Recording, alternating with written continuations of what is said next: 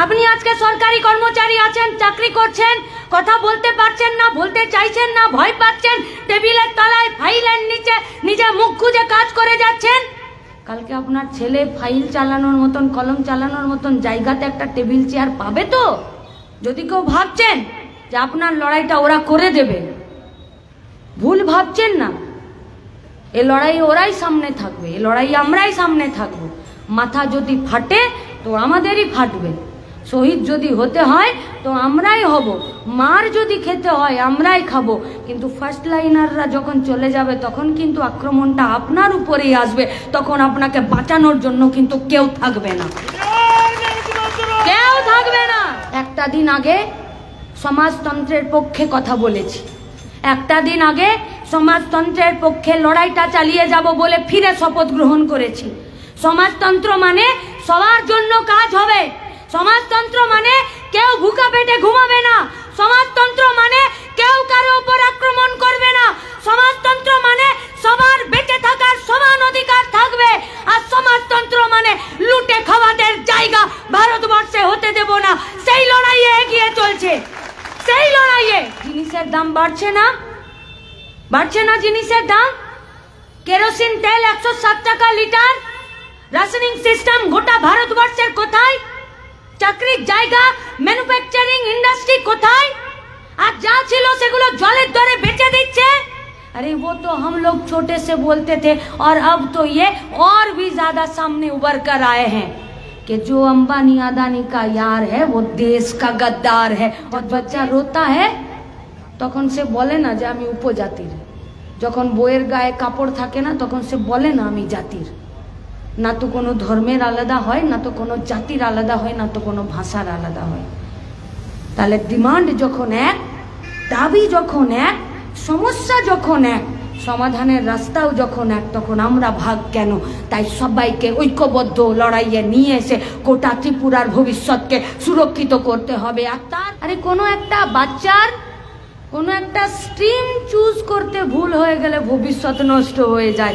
আজ তো আপনার গোটা জীবনের প্রশ্ন, যদি পক্ষ বাঁচতে ভুল হয়ে যায় তাহলে শুধু আপনার জীবন না, ত্রিপুরা হয়ে ভায়া পশ্চিমবঙ্গ হয়ে গোটা ভারতবর্ষের ভবিষ্যৎ নষ্ট হয়ে যাবে। সাধারণ মানুষেরা, খেটে খাওয়া মানুষেরা এবং অবশ্যই আমাদের ছাত্র যুব আন্দোলনের কর্মীরা, নেতারা, সেনানীরা, সংগ্রামী সৈনিকেরা যারা মার খেয়েও ঘুরে দাঁড়িয়ে ইনকলাব জিন্দাবাদ বলে সামনে এগোতে থাকে আর যাদের পা কাঁপতে থাকে। বলো, অমৃতকাল, অমৃত মহোৎসব যখন করছে তখন গোটা ভারতবর্ষের সাধারণ খেটে খাওয়া মানুষেরা বিষ পান করছে। অমৃত খুব কম লোকের জন্য বরাদ্দ, আর বিষ গোটা ভারতবর্ষের বেশিরভাগ মানুষের জন্য বরাদ্দ।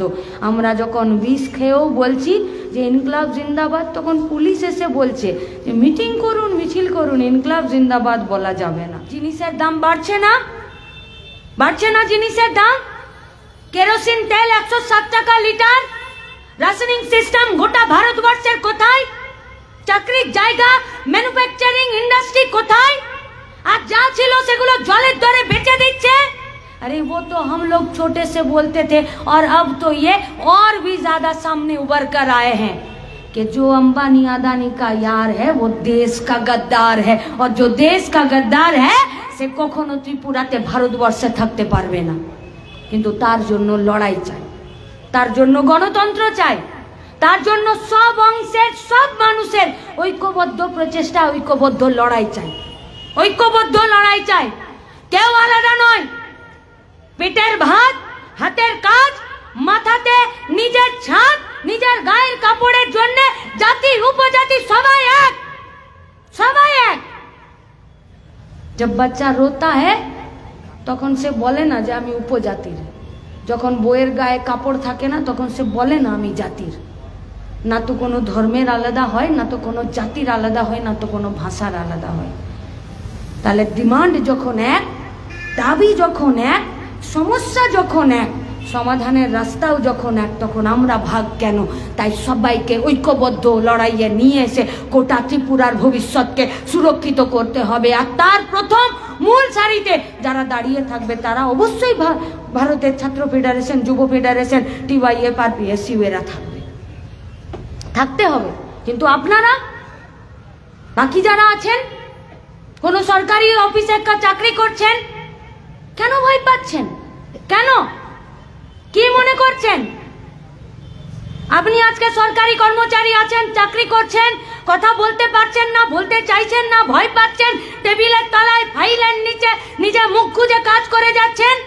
কালকে আপনার ছেলে ফাইল চালানোর মতন, কলম চালানোর মতন জায়গাতে একটা টেবিল চেয়ার পাবে তো?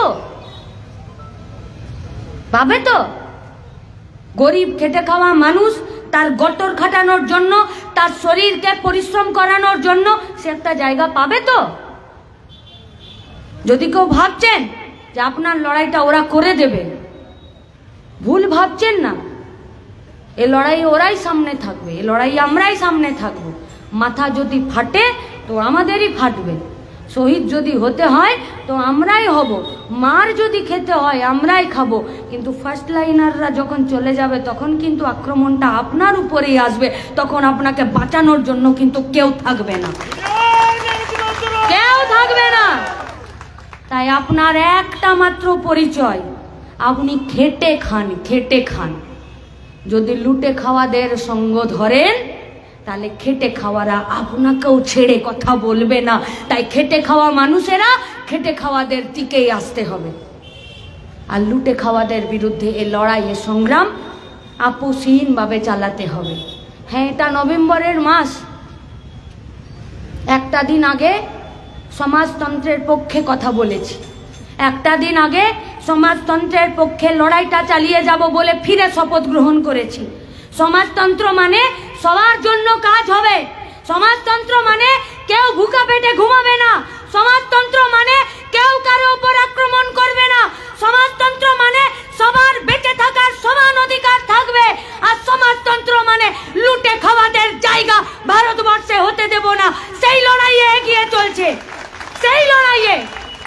আর সেই লড়াই, সেই আদর্শে নিজেদেরকে দীক্ষিত করেছি বলেই এই রাস্তায় চলছে। তাই গোটা ত্রিপুরার সাধারণ মানুষের কাছে এই তেলিয়ামুড়ার সভা থেকে আমরা বলতে চাই, নিজের পক্ষ নিজে বেছে নিন। পক্ষ বাঁচতে ভুল হলে, আরে কোনো একটা বাচ্চার কোনো একটা স্ট্রিম চুজ করতে ভুল হয়ে গেলে ভবিষ্যৎ নষ্ট হয়ে যায়। আজ তো আপনার গোটা জীবনের প্রশ্ন। যদি পক্ষ বাঁচতে ভুল হয়ে যায় তাহলে শুধু আপনার জীবন না, ত্রিপুরা হয়ে, ভায়া পশ্চিমবঙ্গ হয়ে গোটা ভারতবর্ষের ভবিষ্যৎ নষ্ট হয়ে যাবে, গোটা ভারতবর্ষের। তাই ঐক্যবদ্ধ লড়াই, গণতান্ত্রিক লড়াই, সেই লড়াইয়ে গোটা ত্রিপুরার সাধারণ মানুষকে, তেলিয়ামুড়ার সাধারণ মানুষেরা, খেটে খাওয়া মানুষেরা এবং অবশ্যই আমাদের ছাত্র যুব আন্দোলনের কর্মীরা, নেতারা, সেনানীরা, সংগ্রামী সৈনিকেরা যারা মার খেয়েও ঘুরে দাঁড়িয়ে ইনকলাব জিন্দাবাদ বলে সামনে এগোতে থাকে আর যাদের পা কাঁপতে থাকে। আমরা যেখানে আছি পশ্চিমবঙ্গে, ওরা আমাদেরকে বলেছিল 15 আগস্টের 75 বছর স্বাধীনতার बोलोग अमृतकाल अमृत महोत्सव जखन करছে তখন গোটা ভারতবর্ষের সাধারণ খেটে খাওয়া মানুষেরা বিষ পান করছে। অমৃত খুব কম লোকের জন্য বরাদ্দ, আর বিষ গোটা ভারতবর্ষের বেশিরভাগ মানুষের জন্য বরাদ্দ। আমরা যখন বিষ খেয়েও বলছি যে ইনকলাব জিন্দাবাদ, তখন পুলিশ এসে বলছে যে মিটিং করুন, মিছিল করুন, ইনকলাব জিন্দাবাদ বলা যাবে না। পুলিশ বলছে, পুলিশ। ইনকলাব জিন্দাবাদ তো আর সুশাসনের মতন রেডিমেড একটা স্লোগান নয়। আর ইনকলাব জিন্দাবাদ মানে পশ্চিমবঙ্গের যারা বাংলার জয়গান গেয়ে নতুন করে আসছে তাদের তো নতুন কোনো রেডিমেড স্লোগান নয়। ইনকলাব জিন্দাবাদ মানে বিপ্লব দীর্ঘজীবী হোক, যতদিন না পর্যন্ত আমার ভবিষ্যৎ, আমার বর্তমানের পরিবর্তন করে না ফেলছি। ইনকলাব জিন্দাবাদ সেদিনও থাকবে, ছিল, আছে। আর ইনকলাব জিন্দাবাদ বলেই গোটা ভারতবর্ষের স্বাধীনতা এসেছিল। আপ তো কিস খেত কা মূল হ্যাঁ, আজ ইস খেত মে কাল উস খেত মে মিল হি যায়গা।